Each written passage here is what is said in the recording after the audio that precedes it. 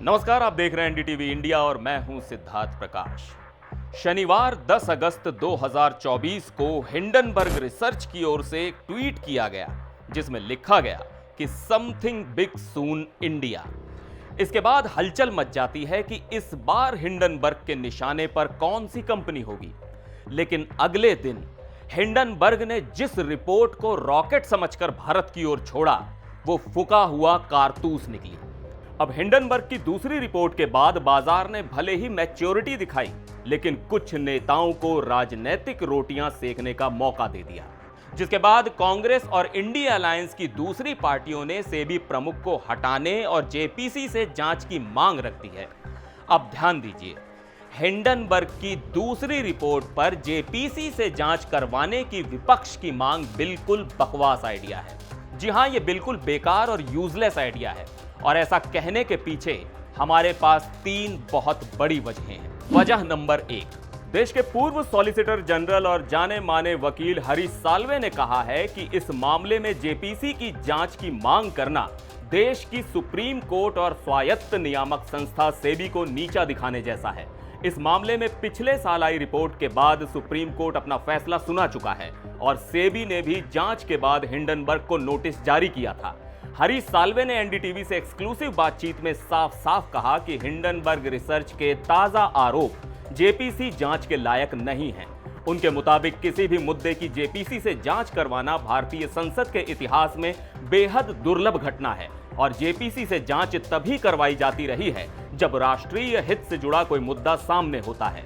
हरीश साल्वे के मुताबिक संसद इस काम के लिए नहीं है। कानून के कथित उल्लंघन के मामलों में सुप्रीम कोर्ट का आदेश अंतिम शब्द होता है। क्या संसद की कोई समिति सुप्रीम कोर्ट की टिप्पणियों को नकार सकती है?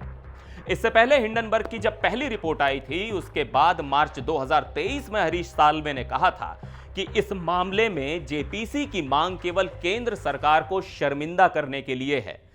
यहां क्या हुआ है कि कंपनियों की स्ट्रक्चरिंग को लेकर आरोप लगाए गए हैं कि कैसे शेयर जारी किए गए हैं, कैसे शेयरों को ओवर वैल्यूड किया गया है, कैसे बाजार में खेला गया। उस वक्त साल्वे ने मामले की जांच के लिए सुप्रीम कोर्ट की समिति का स्वागत किया था।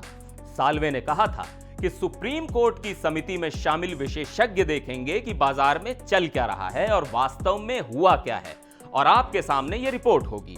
और इसके बाद अगर रिपोर्ट आपको आश्वस्त करती है कि राजनीतिक कवर अप हुआ है, तो आपको संसद में कार्रवाई की मांग करनी चाहिए, संसद में बहस करनी चाहिए और जेपीसी की मांग करनी चाहिए। इसलिए महज अमेरिका में बैठी एक कंपनी के आरोप लगा देने भर से जेपीसी का गठन करना बिल्कुल बकवास आइडिया है। वजह नंबर 2, पूर्व अटॉर्नी जनरल और वरिष्ठ वकील मुकुल रोहतगी ने तो हिंडनबर्ग को नफाखोर बताते हुए यह तक कह डाला कि उसे बिल्कुल भी तवज्जो नहीं देनी चाहिए।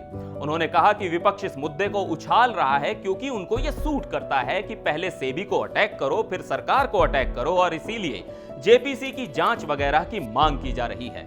और यह बिल्कुल गलत है। जेपीसी संसद की बहुत पावरफुल बॉडी है। जेपीसी करने के लिए बहुत ठोस मटेरियल होना चाहिए।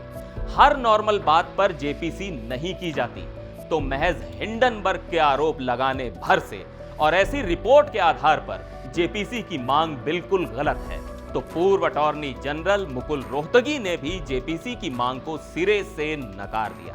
वजह नंबर 3, अब आपको बताते हैं कि हिंडनबर्ग 1.0 के समय जब विपक्ष जेपीसी की मांग पर अड़ा हुआ था, उस वक्त देश के दिग्गज नेता और राष्ट्रवादी कांग्रेस पार्टी के प्रमुख शरद पवार ने क्या कहा था। अप्रैल 2023 में शरद पवार ने एनडीटीवी से एक्सक्लूसिव बातचीत में कहा था कि विपक्ष ने एक फर्म की ओर से दी गई रिपोर्ट को जरूरत से ज्यादा महत्व दिया। इस फर्म का बैकग्राउंड किसी को नहीं पता, हमने इनका नाम भी नहीं सुना है। ऐसा लगता है कि इस मामले में एक इंडस्ट्रियल ग्रुप को टारगेट किया गया।